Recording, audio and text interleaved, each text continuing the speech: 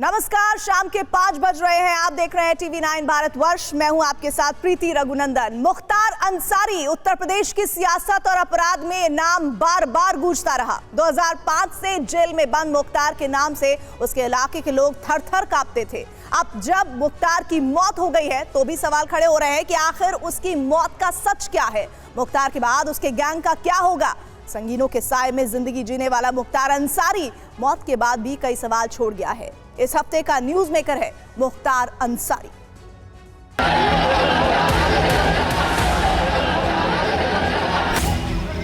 आज न्याय मिला है हमको। एक अपराधी में अपना मजहब ढूंढ रहा है। हमारे लिए आज का दिन होली का ही दिन है।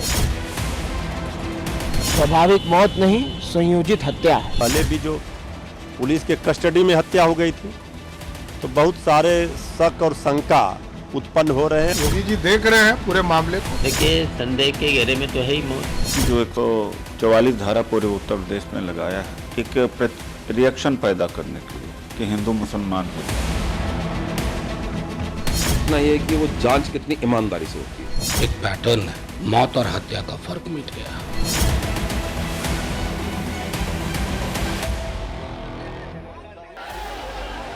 ये दोनों तस्वीरें एक ही मौत के दो पहलू हैं।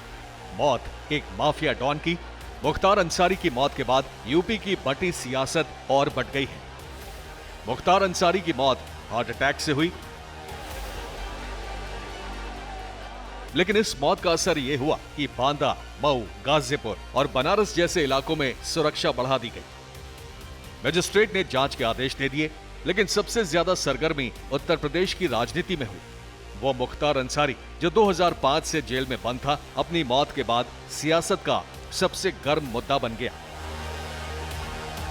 अगर जेल में किसी की मृत्यु होती है तो उसकी जिम्मेदारी प्रशासनिक अधिकारी, जेल से लेकर के सरकार से लेकर सबकी जिम्मेदारी है। सुप्रीम कोर्ट में भी वो लोग गए थे, जिसमें उन्होंने इस एप्रीहेंशन का इजहार किया था उस फैमिली ने कि उनको प्रिजन में ही मार दिया जाएगा, कि कोई अंदर आएगा। और फिर सुप्रीम कोर्ट को उत्तर प्रदेश की सरकार ने ये बताया कि उनकी हिफाजत की जाएगी, उनकी जान की। और जब उनकी फैमिली कह रही है कि उनको स्लो पॉइजन दिया गया है, तो मैं ये चाहूंगा कि इसकी एक सही तरीके से इंडिपेंडेंट इंक्वायरी हो। मुख्तार अंसारी का ये मूंछों पर ताप देने का अंदाज ही उसके जीने, उसकी सियासत का बुनियादी किस्सा था। वो एक माफिया था, लेकिन खुद को रॉबिन हुड समझने वाला मुख्तार पूर्वांचल पर राज करने के लिए अपने आतंक का इस्तेमाल करता था। मुख्तार अंसारी एक ऐसे परिवार से आता था जिस पर किसी को भी फक्र होता, लेकिन उसने अपने प्रभाव को फैलाने के लिए गोलियों का सहारा लिया। दबदबा ऐसा कि 5 बार विधायक बना, लेकिन फिर भी कुख्यात माफिया ही माना गया, माननीय विधायक नहीं। पहला मुकदमा 17 साल का था या उससे भी कम था जब कायम हो गया था। अवधेश राय को मारा, कृष्णानंद राय की हत्या के बाद और ज़्यादा दहशत बढ़ गई। तो ये इस वजह से धीरे धीरे अपना खौफ बढ़ता गया। लोकसभा चुनावों की सरगर्मियों के बीच हुई इस मौत पर सवाल खड़े करने के लिए मुख्तार का परिवार और नेता भी सामने आए। मुख्तार के परिवार ने आरोप लगाया कि मौत प्राकृतिक नहीं है, बल्कि अंसारी को धीमा जहर दिया जा रहा था, जिसका मुख्तार ने अंदेशा जताया था। अंसारी परिवार ये मानने को तैयार ही नहीं है कि ये मौत कुदरती है। वहीं सत्ता पक्ष लगातार ये दावा कर रहा है कि शक की कोई गुंजाइश ही नहीं है। मुख्तार अंसारी की मौत हार्ट अटैक से ही हुई है। शक नहीं है, यकीन है। यकीन है कि ये स्वाभाविक मौत नहीं, संयोजित हत्या है। इमोशनल जो ड्रामा है उससे कोई काम नहीं होने वाला है।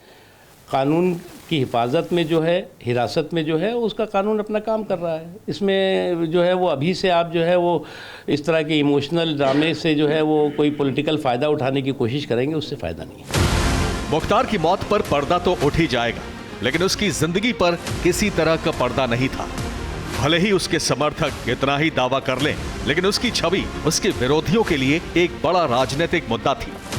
यहाँ के लोगों ने माफिया राज और कट्टरपंथ के खतरों को भी देखा है, और अब यहाँ की जनता कानून का राज भी देख रही है। अतीक अहमद की हत्या के 1 साल के अंदर ही मुख्तार की मौत के बाद पूर्वांचल में माफियाओं के सबसे बड़े प्रतीकों में से 2 खत्म हो गए हैं। 25 फरवरी को यूपी के सीएम योगी का बयान अतीक और मुख्तार के बारे में ही माना गया।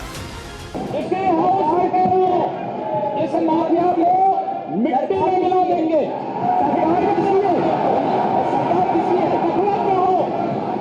ये माफिया है, इनको मिट्टी में मिलाने का काम करेंगे। अपराधी आप लोग हैं, अपराधी को भी दूर करें। सवाल यह है कि आखिर कैसे पूर्वांचल माफियाओं का गढ़ बनता चला गया। आखिर वो क्या ताकतें थीं जिनसे राजनीति और अपराध एक दूसरे के गहरे साथी बन गए। पूर्वांचल के दिल कहे जाने वाले मऊ के केंद्र में मुख्तार अंसारी का कब्जा रहा। 1990 के दशक में सरकारी ठेकों में दबदबा बढ़ाने के लिए स्थानीय ठेकेदारों में टकराव शुरू हुआ। ये टकराव गैंग वॉर तक पहुंचा। मुख्तार अंसारी भी इस गैंग वॉर का हिस्सा था। उसे जल्द ही समझ आ गया कि अगर अपराध बचाना और बढ़ाना है तो उसके लिए राजनीतिक चोला बहुत जरूरी है। मुख्तार 1996 में बीएसपी के टिकट पर मऊ सदर से जीतकर पहली बार विधायक बना। वो इसी सीट से लगातार 5 बार विधायक बना और 2022 तक विधायक रहा।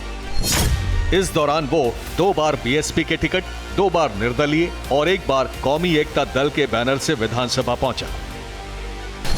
एक लोकल ठेकेदार सच्चिदानंद राय की हत्या में मुख्तार का नाम पहली बार सामने आया। उसी दौरान एक कांस्टेबल की हत्या में भी उसका नाम आया। 1990 में मुख्तार का टकराव ब्रजेश सिंह नाम के बाहुबली से हुआ। 1991 में चंदौली में मुख्तार पुलिस की पकड़ में आया, लेकिन आरोप है कि रास्ते में 2 पुलिस वालों को गोली मारकर वो फरार हो गया। इसके बाद उसने सरकारी ठेके, शराब के ठेके, कोयला के काले कारोबार को बाहर रहकर हैंडल करना शुरू किया। 1996 में एएसपी उदय शंकर पर जानलेवा हमले में उसका नाम एक बार फिर सुर्खियों में आया और इसी साल मुख्तार पहली बार विधायक भी बना। 1997 में पूर्वांचल के सबसे बड़े कोयला व्यवसायी रुंगटा के अपहरण के बाद उसका नाम बड़े माफिया के तौर पर जाना जाने लगा। इसके बाद आरोप लगा कि 2002 में ब्रजेश सिंह ने मुख्तार अंसारी के काफिले पर हमला कराया।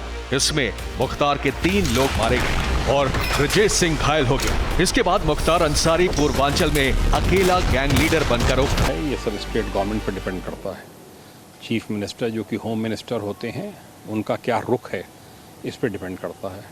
अतीक के लिए, विजय मिश्रा के लिए, मुख्तार के लिए, तो उसमें ये अपेक्षा करना कि पुलिसकर्मी जो हैं या वहाँ के जो लोकल सीईओ हैं, एसडीएम हैं, वो उसके खिलाफ मोर्चा ले लेंगे, तो वो संभव नहीं है। अक्टूबर 2005 में मऊ जिले में हिंसा भड़की।